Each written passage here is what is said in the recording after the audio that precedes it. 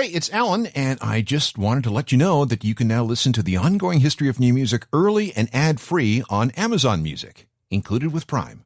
The music world went a little weird on February 13th, 2011.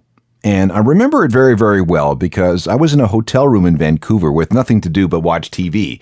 I think I was coming back from a speaking thing in Victoria. My flight home had been canceled, so I had nothing to do but wait around. So I ordered up a club sandwich from room service and lay on the bed watching the 53rd Annual Grammy Awards. All the usual suspects were there. We had Lady Gaga. Her album, The Fame Monster, had been, a monster. 6 nominations, including Best Album. Katy Perry, 7 nominations for her Teenage Dream album. Eminem was back. Rihanna had a bunch of nominations. There was buzz about Justin Bieber and Jay-Z and Alicia Keys and Bruno Mars and Lady Antebellum. And finally, after more than 3 hours of awards and speeches and performances, it was time to present Album of the Year. And the presenter was Barbra Streisand, who earlier in the evening was feted with the musicares Person of the Year honor, which was a really big deal. So she steps on stage with the envelope, and the crowd's all buzzing. Oh, it's going to be Katy Perry. No way, they're going to give it to Eminem. Are you crazy? Lady Gaga has this all sewn up. So buzz, buzz, buzz, buzz. And Babs opens the envelope and,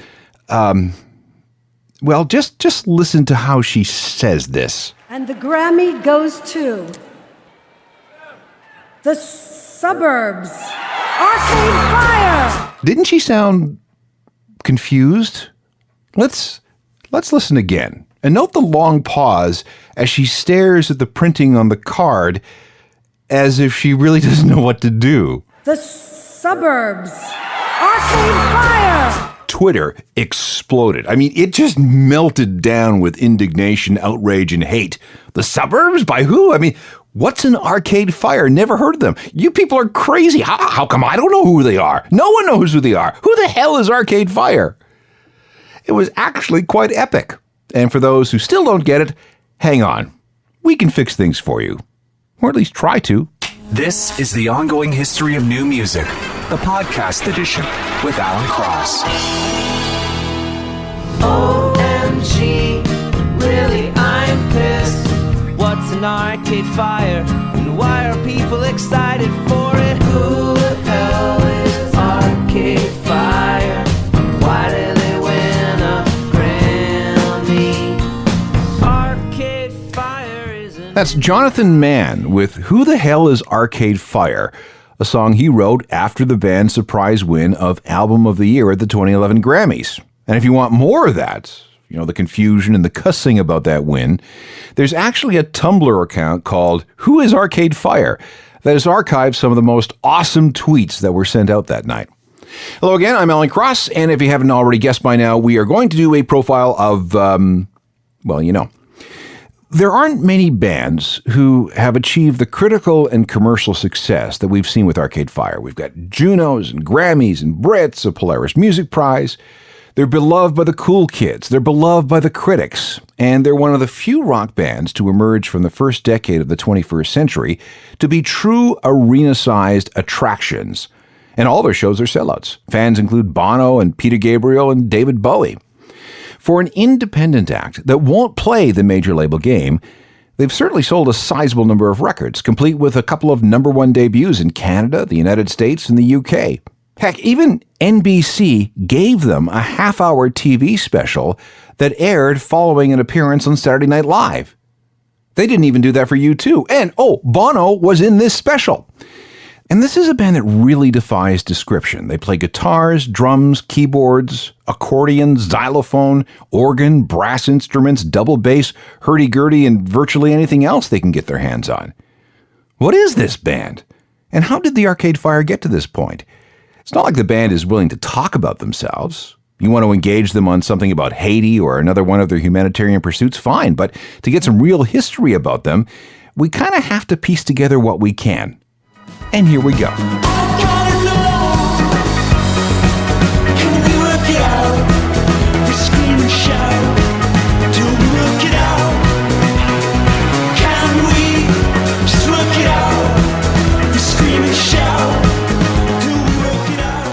Now, I guess we should start with singer Win Butler, who, by the way, is not Canadian, at least not by birth.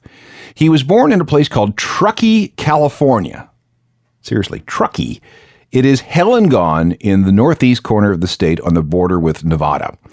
He didn't stay there that long. The family soon moved to the Woodlands, one of those gated master plan communities, which is about a half hour north of Houston. A couple of things about Wynn. First of all, his real name is Edwin, and second, he was raised Mormon. And third, he comes from a family of musicians. A guy named Alvino Rey was one of his grandfathers. He was a jazz steel guitarist and band leader who worked as a musician for more than 70 years.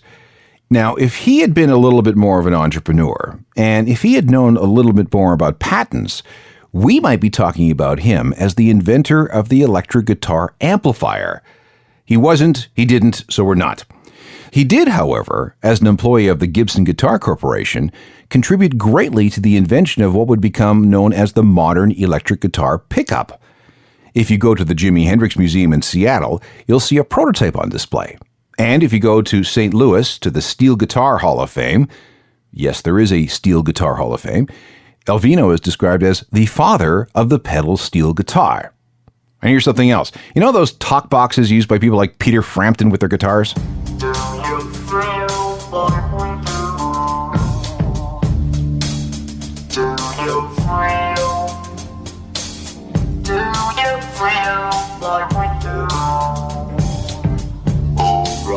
It's a ridiculous device, but Alvino Rey helped invent that back in the 1930s. A grandmother, Alvino's wife, was a member of the King Sisters, a big band singing group. If you're old enough, you might remember a variety show on ABC called The King Family Show. That was 1965, and Wynn's mom, Liza, was also on that show. All right, more deep background. William Butner, Wynn's younger brother by 2 years, had the same upbringing. Like I said, in 1984, the family moved to a bland, planned community near Houston, the Woodlands, right?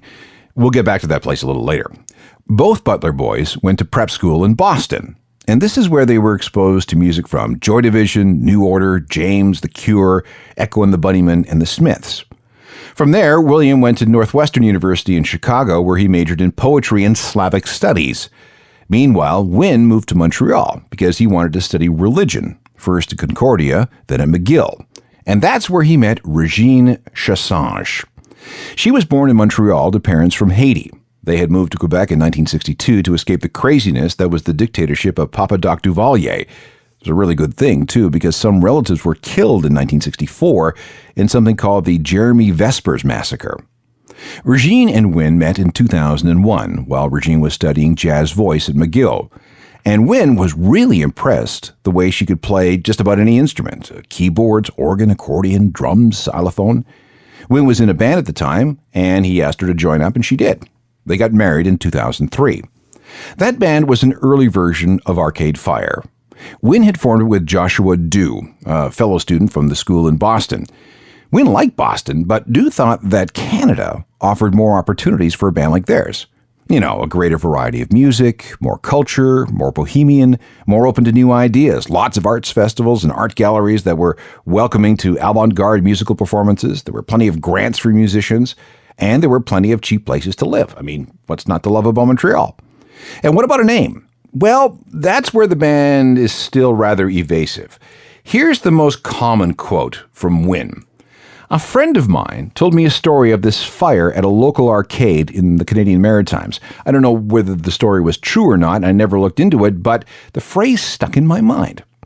There were a lot of lineup changes, and nothing really seemed to gel until the summer of 2002, when whoever was in the band went to the Butler family farm in Maine to record a debut EP. But things were really weird within the group, and when Arcade Fire offered a debut performance of that EP, there was an onstage implosion, and it looked like the group had broken up before everybody's eyes. And it actually had. The band was over. But then, baby brother William Butler was drafted along with Tim Kingsbury of Guelph, Ontario. And this new lineup, which also included a multi-instrumentalist grunge fan and vegetarian cook from Ottawa named Richard Reed Perry, set about promoting this new EP. At the time, and this is 2003, the EP was known amongst fans as Us Kids Know. Let's have a listen to the original version of a song that would later show up on the Neon Bible album in 2007. Hey! No colors, no.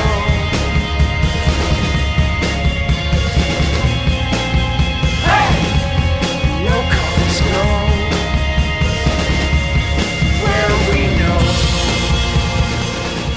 the original recording of No Cars Go from Arcade Fire's 2003 debut EP.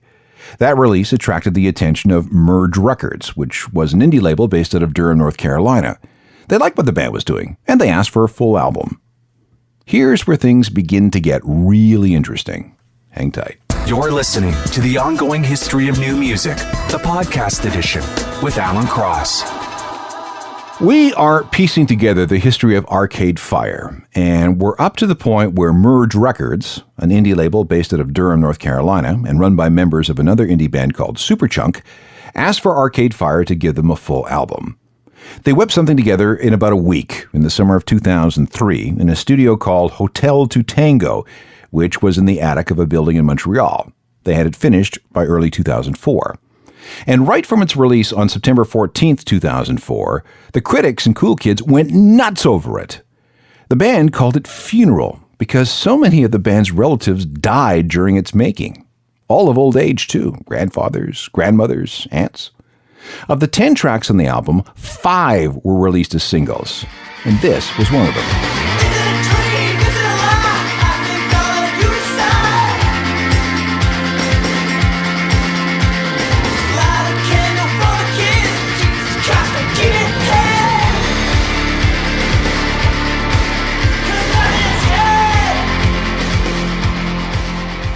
Neighborhood number 3, Power Out, a single from the Funeral album and the song that got the band its first notices in the UK, thanks to a distribution deal with Rough Trade Records. The way Funeral was embraced was kind of silly, really. Club shows quickly turned into festival appearances from Canada to California to the Netherlands to Japan. They ended up on the cover of Time magazine. They became friends with David Bowie, who turned out to be a big admirer. They even recorded a live version of the song Wake Up together. Oh, and speaking of Wake Up, that was the last song U2 used before they hit the stage for every show on their Vertigo tour. In fact, I think it's worth listening to right now. Here's the version of Wake Up featuring David Bowie. This was recorded at the Fashion Rocks event in New York in September of 2005.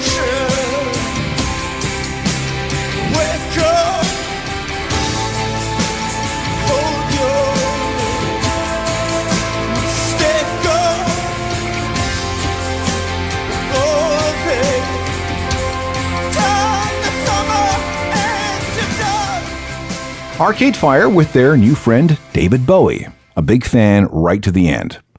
And, like I said, there was that U2 tour where that was the last song played over the PA before the group hit the stage.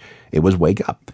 And if you were at any of those shows, you'll know that the sound guy pushed the volume way up for that song. It was, in effect, entrance music for U2. And there were Grammy Award nominations. I counted 3. Brit Award nominations, again, I think there were 3. And they won a Juno for Songwriters of the Year. And it all happened very, very fast. It was by far the most significant debut album of the decade. Flash in the pan, a lot of people said. Yeah, no.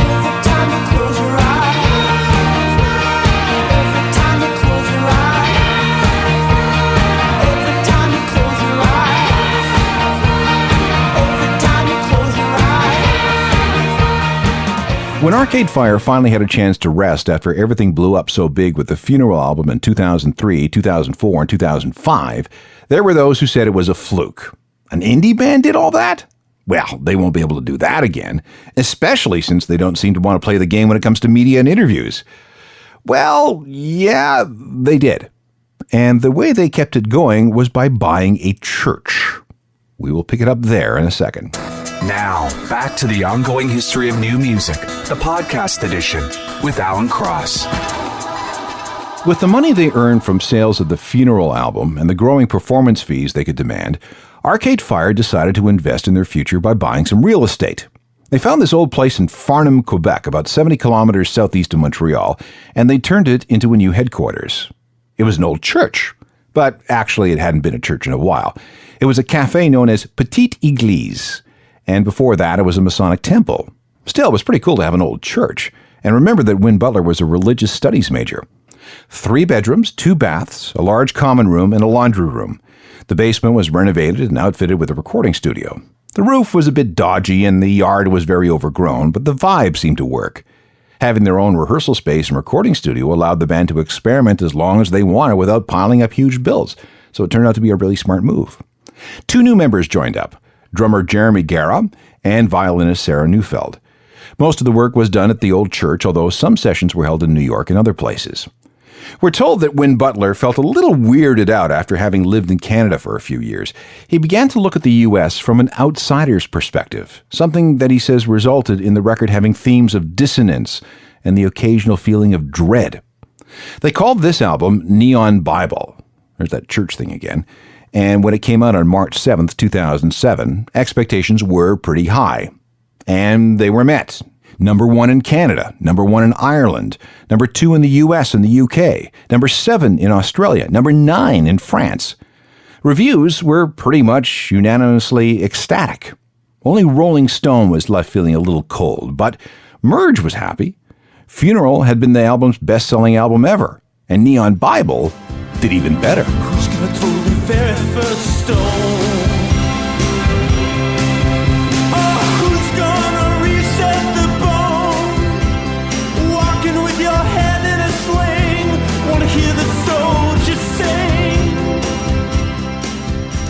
Arcade Fire from the Neon Bible album. And yeah, Intervention was recorded in that old church. When the song was released on iTunes just after Christmas 2006, all proceeds went to helping the people of Haiti. The following day, the band opened a phone line, 1-866-NEON-BIBLE. Going to extension 7777 gave the caller access to this song, which was designated as the first official single.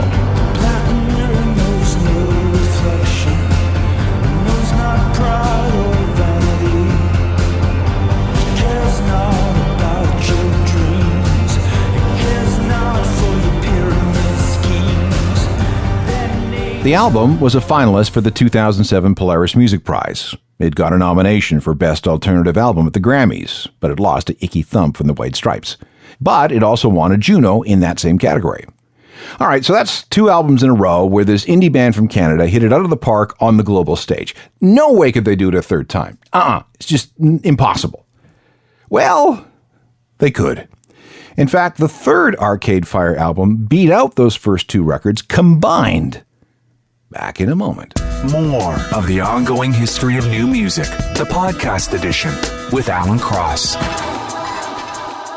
There's so much to the Arcade Fire story that we have to divide it in 2. We're through the first EP and the first couple of albums, and as big as those albums were, they were just the start.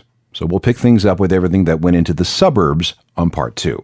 Meanwhile, feel free to shoot me an email at any point. Questions, comments, suggestions, critiques. I look at everything that comes in, and I answer everything myself. The address is alan@alancross.ca. You can also find out more about the show with my website, which is ajournalofmusicalthings.com, which is updated every day with all kinds of cool and unusual music stuff. You should subscribe to the Ongoing History YouTube channel. We have a new animated feature that comes up pretty much every week. Just search for Ongoing History on YouTube and you will find it. Plus, I'm also on Facebook, Twitter, Instagram, and Google+. If you are too, we should connect.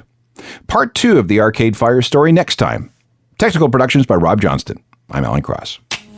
You've been listening to the Ongoing History of New Music, the podcast edition with Alan Cross. Subscribe to the podcast at iTunes and through Google Play.